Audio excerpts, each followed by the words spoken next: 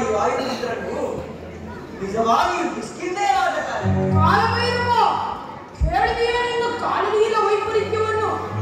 ಕಿಷ್ಕಿಂಧೆಯ ವಾನರರೆಲ್ಲ ರಾಜಕಾರಣಿಗಳಂತೆ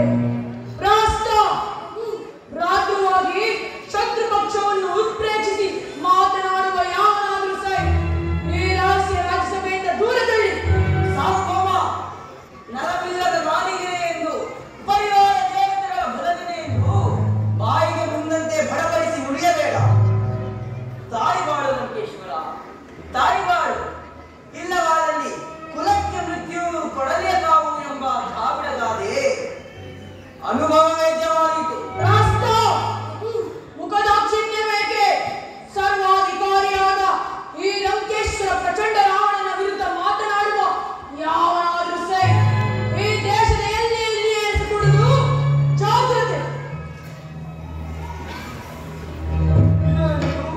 ರಾವಣನ ರಹಸ್ಯ ರಾಜ್ಯಸಭೆಯಲ್ಲಿ ಖಂಡಾಳುಗಳು ಯಾರು ಇಲ್ಲವೇ?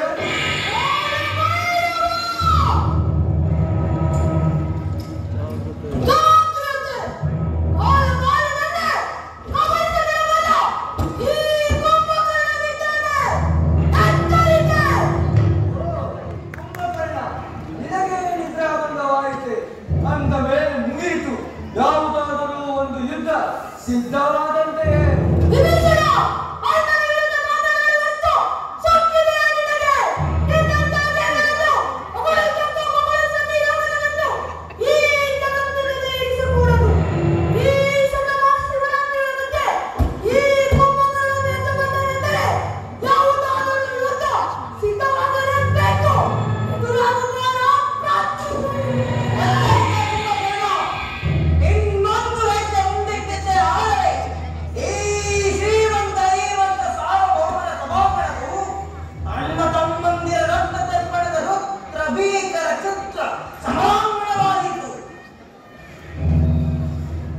ಲಂಕೇಶ್ವರ, ಈ ವಿಭೀಷಣನು ರಾವಣ ಕುಂಭಕರ್ಣರಂತೆ ಪೌರಾತ್ಯ ವಂಶೋತ್ಪನ್ನನೆ, ಕೈಕಸಾಗರ ಸಂಜಾತನೆ. ನೆನಪಿರಲಿ, ನಾನೀಗ ಈ ಸಾರ್ವಭೌಮ ಸಭೆಯಿಂದ ಮಾತ್ರವಲ್ಲ, ಈ ದೇಶದ ಎಲ್ಲೆಯಿಂದಲೇ ಒಬ್ಬಂಟಿಗನಾಗಿ ಹೋಗುತ್ತಿದ್ದೆ. ಆದರೆ ಹೋಗುವ ಮುನ್ನ ನಿನಗೆ ಹೇಳಬೇಕಾದದ್ದನ್ನು ಹೇಳೇ ಹೋಗುವೆನು. ಈ ನಿಮಿಷದಿಂದಲೇ ನೀನು ಜಾಗೃತರಾಗು. ನಿನ್ನ ಕೋಟೆ ಕತ್ತಲಗಳನ್ನು ಭದ್ರಪಡಿಸಿಕೊ. ನಿನ್ನ ಶತ್ರುಂಜಯ ಶಸ್ತ್ರಾಸ್ತ್ರಗಳನ್ನು ತುಕ್ಕು ಹಿಡಿಯದಂತೆ ಕಣ್ಣಲ್ಲಿ ಕಣ್ಣಿಟ್ಟು ಪರೀಕ್ಷಿಸು. ನಿನ್ನ ಸಮಸ್ತ ಸೇನಾ ನಾಯಕರುಗಳನ್ನು ಹುರಿದುಂಬಿಸಿ ಸರಿ ಮಾಡಿಕೊ. ಒಂದು ಮಾತನ್ನು ಮಾತ್ರ ಮರೆಯುತ್ತೆ ನೆನಪಲ್ಲಿಡು. ನನ್ನ ಹತ್ತಿಗೆ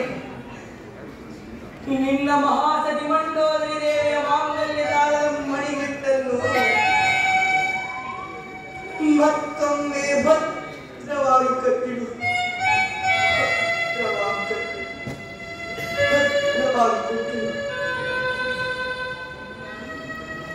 ಇದು ನನ್ನ ನಿನ್ನ ಸಹೋದರ ಮಧುರ ವಾತ್ಸಲ್ಯ ಬಾಂಧವ್ಯಾನುಬಂಧನದ ಅಂತಿಮ ಪ್ರಣಾಮಗಳು.